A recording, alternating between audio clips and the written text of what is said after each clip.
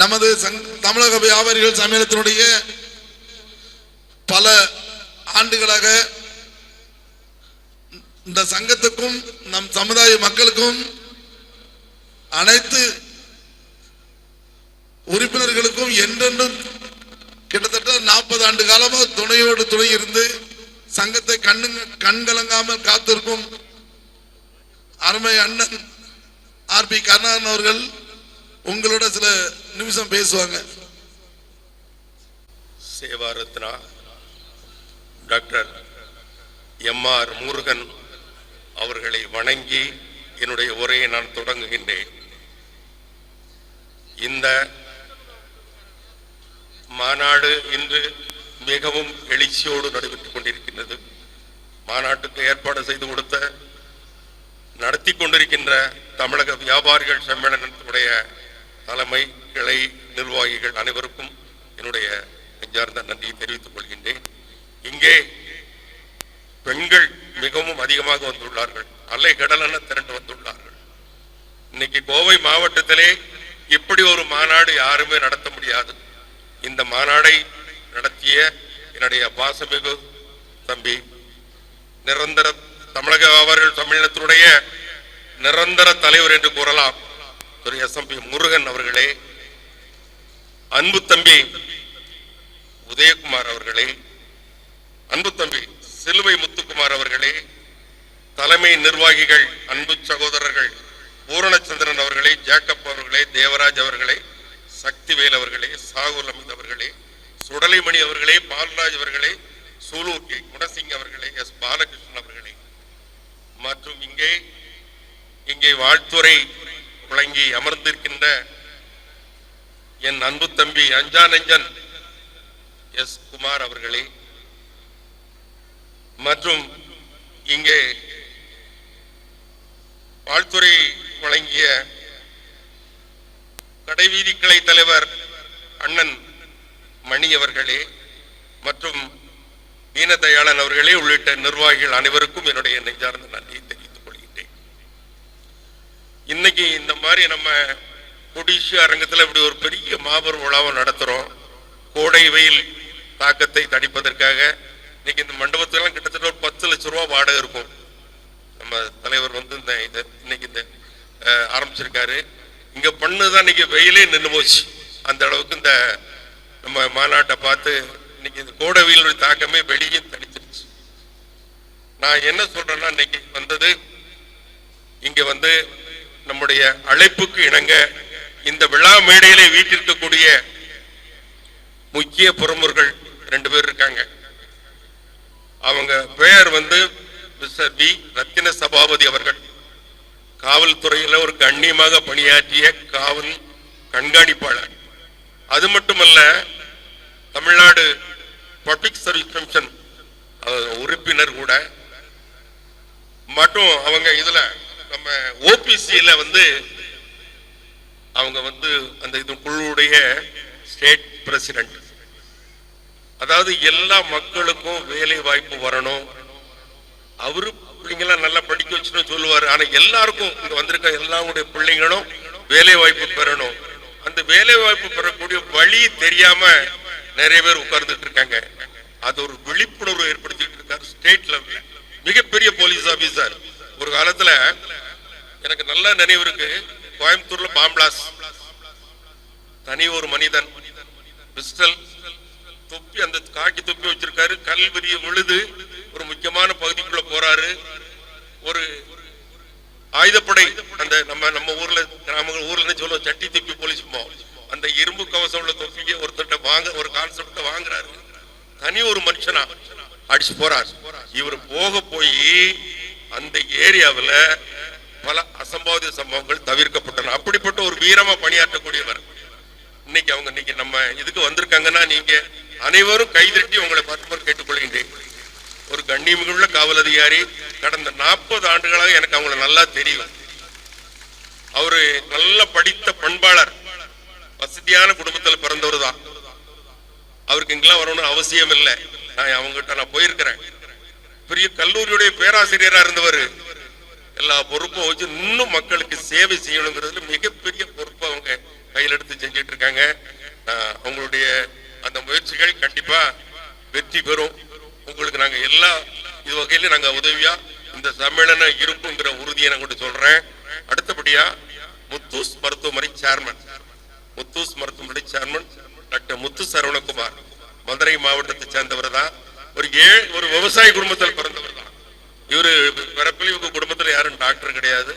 நம்ம ஊர் அந்த ஓட்டு பள்ளிக்கூடத்துல படிச்சு தமிழ் மீடியத்துல படிச்சு, அதுவும் தமிழ் மீடியத்துல படிச்சு நல்ல அவங்க அப்பா அம்மா எல்லாம் மிகப்பெரிய ஒரு தெய்வ பிறப்பு அந்த மாதிரி இந்த பிள்ளைங்களை வளர்த்திருக்காங்க. அந்த தமிழ் மீடியத்துல படிச்சு மதுரையில மெடிக்கல் காலேஜில் அவருக்கு சீட் கிடைக்கல. மதுரை மருத்துவக் கல்லூரியில ஒரு தமிழ் பள்ளிக்கூடத்துல படிச்ச மாணவர் சீட் வாங்குறாரு. அங்க நடக்கிற எக்ஸாம்ல கோல்டு மெடல் வாங்குறாரு. Gold medal. முயன்றால் முடியாதது ஒண்ணுமே இல்லை. நமக்குள்ள தாழ்வு மனப்பான்மை என்னைக்குமே கூடவே கூடாது. அதை முதல்ல தூக்கி தூர வீசிடணும். நம்ம நினைச்சா முடியும். இன்னைக்கு தம்பி முருகன் அண்ணா இந்த விழாவை நடத்தியே தீரணும். இது என்ன ஆயிட்டாலும் பரவாயில்ல. இன்னைக்கெல்லாம் உங்களுக்கு இந்த அறுசுவை உணவு அவ்வளவு கச்சிதமா பண்ணியிருக்காரு. இந்த கூட்டம் என்ன, இதை விட டபுள் மடங்கு கூட்டம் வந்தாலும் கொடுக்கக்கூடிய அளவுக்கு எல்லாம் பண்ணியிருக்காங்க. அந்த மாதிரி ஒரு சிறப்பான ஏற்பாடு. இந்த விழா உண்மையிலே இன்னும் இதுல பேசணும்னா அவங்க எல்லாம் பேசணும். நான் இந்த இதுல நாங்க இந்த விழா மாநாடு நடத்துறதுக்கு முன்னாடி நாங்க ஒரு முக்கியமான தீர்மானங்கள் நாங்க நிறைவேற்றிருக்கோம். அதை மட்டும் நான் உங்கள்கிட்ட படிக்கிறேன். அமைதியா இருந்து மாநாடுன்னா அந்த மாநாட்டுல மெயின் தீர்மானங்கள் என்ன தீர்மானங்கிறது நீங்க உன்னிப்பா கவனிக்கணும், அமைதி காக்கணும். நான் ஒவ்வொன்றா படிக்கிறேன். மே 5ஆம் தேதி தமிழக வியாபாரிகள் சம்மேளனம் சார்பில் கோவை கொடிசி அரங்கில் நடந்த மாநாட்டில் நிறைவேற்றப்பட்ட தீர்மானங்கள். நம்பர் 1, கோவை மாவட்டத்தில் உள்ள அனைத்து வியாபார பிரமுகர்களும் தங்களது வாகனங்களில் ரெங்கேகவுடர் வீதி, தியாகி குமரன் வீதி, டிகே மார்க்கெட் பகுதிக்கு சாமான்கள் கொள்முதல் செய்ய தினமும் செல்கிறார்கள். இவர்களது வாகனங்களை நிறுத்துவதற்கு போதிய இடவசதி இல்லை. மேலும் அங்கு நிறுத்தப்படும் வாகனங்களுக்கு கூடுதல் கட்டணம் வசூலிக்கப்படுகிறது. இதை மாநகராட்சி நிர்வாகம் தடுக்க வேண்டும். கூடுதல் பார்க்கிங்க்கு ஏற்பாடு செய்து கொடுக்க வேண்டும். இது நம்பர் 1. அடுத்தபடியாக தடை செய்யப்பட்ட புகையிலை பொருட்கள் குட்கா மொத்தமாக கொள்முதல் செய்யும் விற்பனை செய்யும் மொத்த வியாபாரிகள் மீது கடும் நடவடிக்கை எடுக்க வேண்டும். அந்த பொருட்கள் உற்பத்தி செய்யும் இடத்திலே அதை தடுத்து நிறுத்த வேண்டும். தொண்டாமுத்தூரிலே சோகமான ஒரு செய்தி. கணவனை இழந்த ஒரு பெண் தினமும் 1000 ரூபாய்க்கு தான் வியாபாரம் வைக்கும். 1000 ரூபாய்க்கு தான் வியாபாரம் வைக்கும். அதை வச்சு அந்த அம்மா வாழ்க்கை நடத்துது. அங்க ஒரு 10 பாக்கெட் பிடிச்சிட்டாங்களா, அதுக்கு வழக்கு, அந்த கடைக்கு சீல். மனசாட்சி வேண்டாமா? நீங்க ஒரு ஃபைனை போட்டு விடுங்களேன். அந்த பொண்ணுக்கு புருஷன் இல்லையே, எப்படி வாழும்? எத்தனையோ வழக்குகளுக்கு நம்ம இது பண்றோம், மன்னிச்சு விடுறோம். சீல், உடனே சீல் வைக்கணும். வயிற்றுல அடிக்கிறது தானே. வயிற்றுல அடிச்சிட்டீங்களே, எங்க போவோம்? அந்த அம்மா தூக்கு போட்டு தற்கொலை பண்ணிக்கிட்டு நான் உண்மையிலேயே நான் வன்மையா கண்டிக்கிறேன். இப்படிப்பட்ட நிகழ்வுகள் கோவை மாவட்டம் என்ன தமிழ்நாடு எங்கேயுமே நடக்கக்கூடாது. இதுக்கு அதிகாரிகள் கண்டிப்பா இதை நீங்க உன்னிப்பா கவனிச்சு, நாங்க குட்கா விற்கிறது எங்களுக்கு உடன்பாடு கிடையாது. தடை செய்யப்பட்ட புகையிலை பொருட்கள் விற்பது எங்களுக்கு உடன்பாடு கிடையாது. ஏன் வருது, அதை நீங்க தடுத்து நிறுத்துங்களேன். உங்களால முடியாதா? பாருங்க, கடைக்கு போறது, கடையில போனா ஏய் என்ன வச்சிருக்கா, அது இருக்கா, இது இருக்கா, எதுக்கு உண்மையில பேசணும்? அப்படி பேசக்கூடாது. அவங்களுக்கு ஒரு மரியாதையோட கனிவா பேசணும். அன்னைக்கு ஒரு கடைக்கு போறேன், அந்த அம்மா சோகமா உட்கார்ந்துட்டு இருக்கு. என்னம்மான்னு கேட்கும் போது, எங்க அண்ணாச்சேங்கன்னு கேட்கும் போது அவங்க ஃபேக்டரிக்கு வேலைக்கு போறாங்க அப்படிங்கிறாங்க. ஏங்க கொரோனா பீரியட்ல தானே நீங்க இந்த ஒரு கடலாம் ஒண்ணு வாங்கி இது பண்ணீங்க, அதுக்கப்புறம் எங்க வாழ்வாதாரமே முடிஞ்சு போச்சு. என்ன வேலைக்கு போறாரு, 2 பிள்ளைங்களையும் படிக்க வைக்கணும், ஃபீஸ் கட்டுறதுக்கு பணம் வேணும். அதனால இப்ப நான் கடையை பார்த்துக்கிடுறேன், அவர் வேலைக்கு போறாரு. என் பிள்ளைகளே ஒரு பையனை காலைக்கு முடிஞ்சு வந்தோம்னா ஹோட்டல்ல வந்து நைட்ல கொஞ்சம் வேலை பார்ப்பாங்கல்ல, அந்த வேலைக்கு அனுப்பிடுறாங்க. கஷ்டமா இருந்துச்சு வாழ்ந்த குடும்பம். ஏன் காரணம், தெரு தெருவா இந்த சந்தை வீதி வீதியா சந்தை வந்துருச்சு. எப்படியா வியாபாரி இது பண்ணுவான்? அது மட்டும் இல்ல, வாகனங்கள்ல வீட்டுக்குள்ள வீட்டு வாசல்லே வந்து விற்கிறான். வாகனங்கள்ல வீட்டு வாசல்லே வந்து விற்கிறான். கூவி விற்கிறான், கூவி. நான் அன்னைக்கு எங்க அப்பார்ட்மெண்ட்டுக்கு நாங்க அலோவ் பண்றதே கிடையாது. பக்கத்துல நம்ம கடையில போய் வாங்கிட்டு வருவேன், அதனால நாங்க அலோவ் பண்ண மாட்டோம். அன்னைக்கு ஒருத்தர் கூவி வித்துக்கிட்டு இருந்தான். அவன் ஸ்பீக்கரை பிடிங்கிட்டு, நீ வாயால கூவு, எவ்வளவு நேரம் கூவிடான்னு அந்த இடத்துக்கு அழிவுன்ட்டே போயிட்டான். என்ன ஸ்பீக்கரை போட்டுவிட்டு கிலோ 50 ரூபா, கிலோ 5 ரூபா, கிலோ 5 ரூபா, எந்த வார்த்தை இது இல்லாது? இதெல்லாம் கொஞ்சம் இருக்கணும். வியாபாரிகள் வாழணும். ஆன்லைன் வர்த்தகத்தாலேயும் இதெல்லாம் நம்ம தொழிலே நசிஞ்சு போச்சு. இன்னைக்கு வியாபாரிகள்னா நிறைய கடைகள் போர்டே போட்டிருக்கு, ரொம்ப பார்க்க முடியுது. அதனால இந்த நிலைக்கு வந்து அரசாங்கம் வந்து இதுல முழு மூச்சுடன் இந்த வியாபாரிகளுடைய நலனை காக்கணும். கொரோனா காலத்தை தங்க உயிரை துச்சமன மதிச்சு கடையை சப்ளை பண்ணாங்களே, ஏன்னா அவங்களுக்கு கொரோனா வராதா? பிள்ளை கிடையாதா? குட்டி கிடையாதா? இன்னைக்கு பாருங்க, அவங்க வாழ்வாதாரம் சாய்ஞ்சு போச்சு. நிறைய கடைகள் மூடப்பட்டிருக்கு. இந்த வியாபாரிகளுக்கு ஒரு புத்துணர்வு வரணும். இதுக்கு அரசு வந்து என்னென்ன முயற்சிகள் மேற்கொள்ளணுமோ அதை மேற்கொள்ளணும். அடுத்தபடியாக நான் கோரிக்கை சொல்றேன், பெண்களுக்கு அரசு பஸ்ஸில் இலவச பயணம் செய்வதற்கு அரசாங்கம் கொடுத்திருக்காங்க, பாராட்டுறேன். அதே போல நலிந்த வியாபாரிகள், நம்முடைய நலிந்த வியாபாரிகள் நலன் கருதி அரசு பஸ்களில போய் சாமான்கள் கொள்முதல் பண்ணிட்டு வர்றதுக்கு ஒரு இலவச பேருந்துக்கு ஏற்பாடு செய்ய வேண்டும். இலவச ஒரு பேருந்து பஸ்ல வந்து அவங்க இன்னைக்கு போறாங்கன்னா சாய்பாபா காலனி மார்க்கெட்டு, அந்த சிங்கநல்லூர் மார்க்கெட்ல போய் கொஞ்சம் ஜாமானை ஏற்றிட்டு வந்தாங்கன்னா அதுக்கு ஒரு கொடுக்கணுமே, அவங்களுடைய வாழ்வாதாரம் நல்லா இருக்கும். அடுத்தபடியா பாதுகாப்பு நலன் கருதியும் காவல்துறையினுடைய அறிவுரையின்படியும் பாதுகாப்பு நலன் கருதியும் காவல்துறையின் அறிவுரையின்படியும் வியாபாரிகள் தங்கள் வியாபார நிறுவனங்களுக்கும் சிசிடிவி கேமரா, கண்காணிப்பு கேமரா கண்டிப்பா பொருத்தணும்.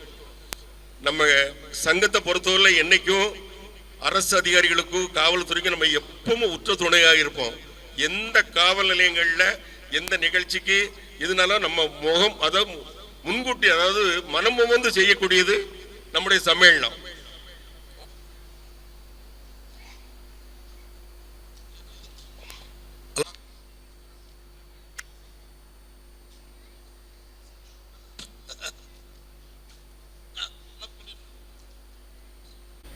தினமும் அதிகாலையில் காலையில் 5 மணிக்கு நல்ல குட்டு பொதியில இருசக்கர வாகனங்கள் மார்க்கெட் போறாங்க, முக்கூட்ல போறாங்க. அந்த போட்டு வரும்போது அவங்க அந்த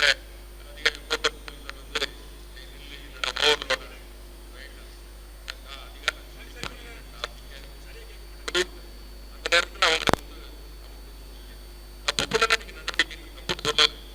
கனிவான ஒரு பேச்சு இருசக்கர வாகனத்தில் போட்டு ஓவர் ரோட் அப்படின்னு சொல்லி குற்றச்சாட்டு சொல்லி அவங்க கேச போட்டு அங்கிருந்து போய் மார்க்கெட்ல போய்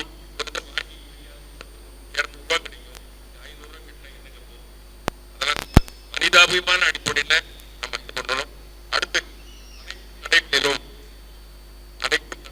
அரசு உத்தரவுப்படி தமிழில் பெயர் பலகை வைப்பதற்கு வியாபாரிகள் ஒத்துழைப்பு கொடுத்து அனைத்து கடைகளிலும் தமிழில் பெயர் பலகை நம்ம கண்டிப்பா வைக்கணும். நம்ம இந்த அரசாங்கத்துக்கு தவறுதான் நம்ம சுட்டி காட்டுவோம். ஒரு புகையில வித்தாரு ஒரு வியாபாரி, ஒரு பாக்கெட் கூட்டிட்டு போறாங்க ஒரு காவல் நிலையத்துக்கு, கேவலமான பேச்சு.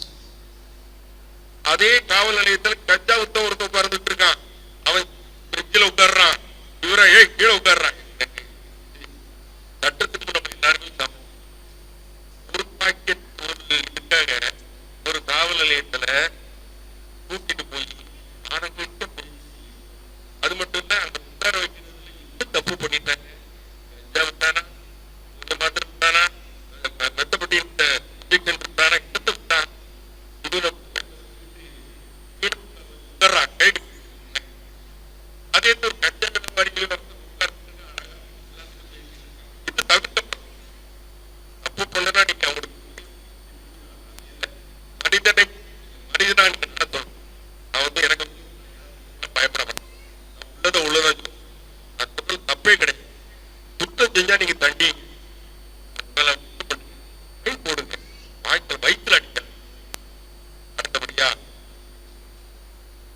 தங்களின் கடைப்பகுதியில் ரவுடிகளோ சமூக விரோதிகளோ சந்தேகப்படப்படுவதால் உடனடியாக தகவல் கொடுக்க வேண்டும். இப்பெல்லாம் சட்டம் ஒழுங்கு தமிழ்நாட்டில் நல்லா இருக்கு. நம்ம மாநகரம் மாவட்டத்துல எல்லாம் ரவுடிக்கெல்லாம் முட்டுப்படி வச்சு காவல்துறை சும்மா சொல்லுங்க. ரவுடித்தம் இந்த மாமூல் கேட்கறது நீங்க நம்ம சென்னையில நடக்கும் எனக்கு தெரியல. கோயம்புத்தூர்ல இது வரைக்கும் நம்ம சங்கத்துக்கு யாரும் கம்ப்ளைண்ட் பண்ணல. சூப்பரா நடந்துட்டு சட்டம் ஒழுங்கு நல்லா இருக்கு. அதை நம்ம பாராட்டி தான் தீரணும். அடுத்தபடியாக மாவட்ட நிர்வாகம் அதாவது கலெக்டரேட் சொல்றேன், மாநகராட்சி நிர்வாகமும் ஒரு ஆண்டு ஒரு வருஷத்துல 2 நாள் நிர்வாகிகள் மற்ற நம்ம கிளை முக்கியமானவர்களை கூப்பிட்டு படிச்சு உங்களுக்கு என்ன பிரச்சனைகள் என்ன இருக்கின்றது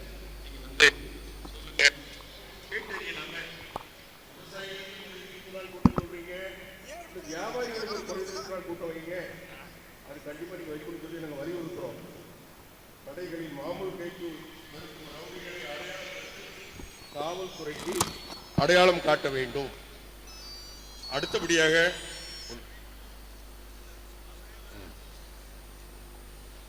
கோவை நாடார் சங்கத்தினுடைய தலைவர் பாசமிகு அண்ணாச்சி பாஸ்கரன் அண்ணாச்சி அவர்கள் மேடைக்கு வந்துள்ளார்கள். அவர்களை நாம் கைதட்டி வரவேற்குமாறு அன்புடன் அழைக்கின்றேன். அண்ணாச்சி அவர்களை அனைவரும் வருக வருக என வரவேற்கிறோம். வீடு வீடாக வீதி வீதியாக பூவி விற்கும் முறையை முற்றிலுமாக ஒழிக்க வேண்டும். வார சந்தையை அது வரம்பு முறை இல்லாமல் நடந்துக்கிற வார சந்தையை தடுக்கணும். அடுத்தபடியாக எல்லாத்துக்கும் முக்கியமானது வியாபாரிகளினுடைய வாழ்வாதாரத்தை அடியோடு அழித்து வரும் கார்பரேட் ஆன்லைன் வர்த்தகத்துக்கு தடை விதிக்க வேண்டும். அடுத்து ஒரு முக்கியமானது கோவை, இந்த வளர்ந்து வரும் இந்த கோவையிலிருந்து தூத்துக்குடிக்கு வந்து விமான சர்வீஸ் சேவை தொடங்குவதற்கு இந்த மத்திய அரசு முயற்சி செய்ய வேண்டும். கோரிக்கைகளை நான் உங்கள் முன் படித்தேன். அடுத்தபடியாக நம்முடைய முக்கிய பிரமுகர்கள் அவங்க பேசுவாங்க. இப்போ வந்து தமிழக வியாபாரிகள் சம்மேளனத்துடைய டாக்டர் நம்ம இதுல எந்த ஆறுக்கு என்ன இந்த எலும்பு சம்பந்தப்பட்டு கிட்டத்தட்ட ஒரு 2-3 லட்சத்துக்கு இந்த மூட்டு மாற்று அறுவை சிகிச்சை பண்ணிட்டு மிகப்பெரிய டாக்டர் இவர். நம்ம சம்மேளனத்தில் நம்ம எந்த நேரம் நம்ம யாரை அனுப்பிவிட்டாலும் அந்த கிளை தலைவர்கள் சொல்லுவாங்க, கூப்பிட்ட உடனே மற்ற ஆஸ்பத்திரி மாதிரி கூட்டிலாம் குறைக்க மாட்டாங்க. உள்ளதை அந்த ஆப்ரேஷன் தியேட்டர் அந்த கருவிக்கு என்ன செலவோ அது மட்டும் தான் வாங்கிட்டு இருக்காரு. அப்படிப்பட்ட ஒரு மனித நேயம் உள்ள ஒரு டாக்டர் நம்ம விழா எல்லாத்துலேயுமே அவங்க கலந்துக்கிறாங்க. உண்மையிலே நீங்கள் உங்களுடைய உதவி வந்து நாங்கள் என்னைக்கு நாங்கள் மறக்க மாட்டோம். நெஞ்சிருக்கும் முறை உங்கள் நினைவிருக்கும். அடுத்தபடியாக நீங்கள் டாக்டர் அவர்கள் வந்து உங்களுக்கு சில கருத்துக்களை சொல்வார்கள். அவங்க பணி நிமித்தமாக அவர் ஆப்ரேஷன் தியேட்டர்லேருந்து வெளியே வந்திருக்காரு நம்முடைய இதுக்காக. அதனால் அவங்க ஒரு 10 நிமிஷம் பேசுவாங்க. அடுத்தபடியாக நம்ம அண்ணாச்சி பாஸ்கர் அண்ணாச்சி அப்போ இந்த நம்ம முன்னாள் காவல் கண்காணிப்பாளர் அவங்க பேசுவாங்க. அத்துடன் இந்த விழா நிறைவு பெறும்.